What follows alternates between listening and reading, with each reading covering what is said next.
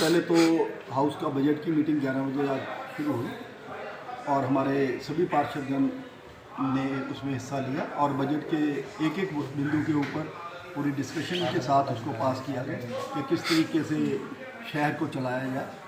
हमारा जो आगे का 2023-24 का बजट का अनुमान है वो 242 करोड़ का हमारे पास इनकम का प्रावधान किया गया है और जो खर्चे का प्रावधान है वो 217 करोड़ का पास किया गया है।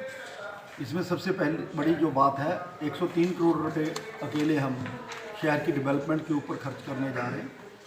ये एक बहुत बड़ा रिकॉर्ड होगा कि कभी भी शहर में 40-50 करोड़ से ऊपर डेवलपमेंट के ऊपर खर्च नहीं किया जाता था।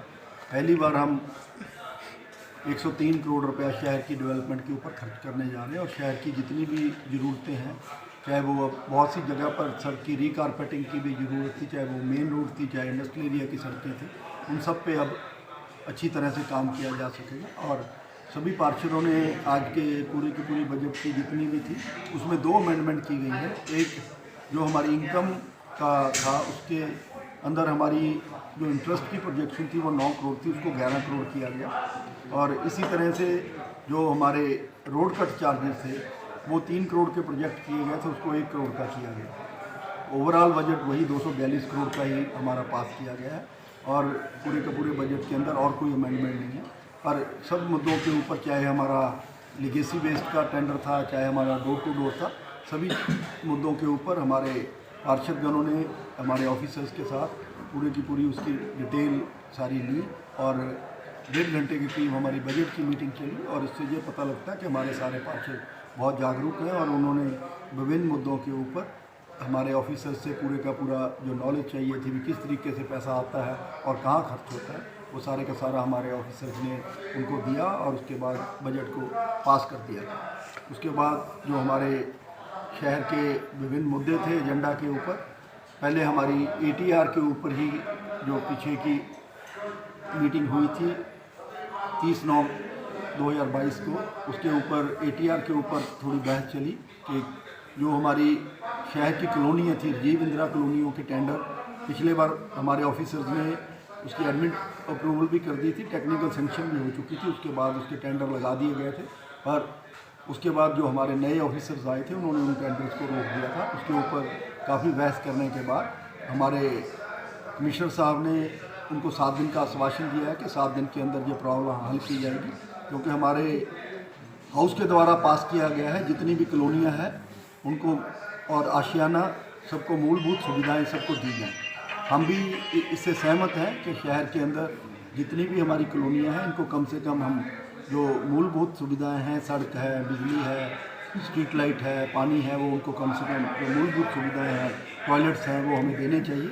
और उसके ऊपर पूरे का पूरा सदन आज भी सहमत था और दोबारा से ऑफिसर साहिबान को कहा गया कि इन दोनों जो राजीव कॉलोनी और आशियाना के ऊपर काम किया जाए और सारे का सारा इसको अप्रूव किया जाए।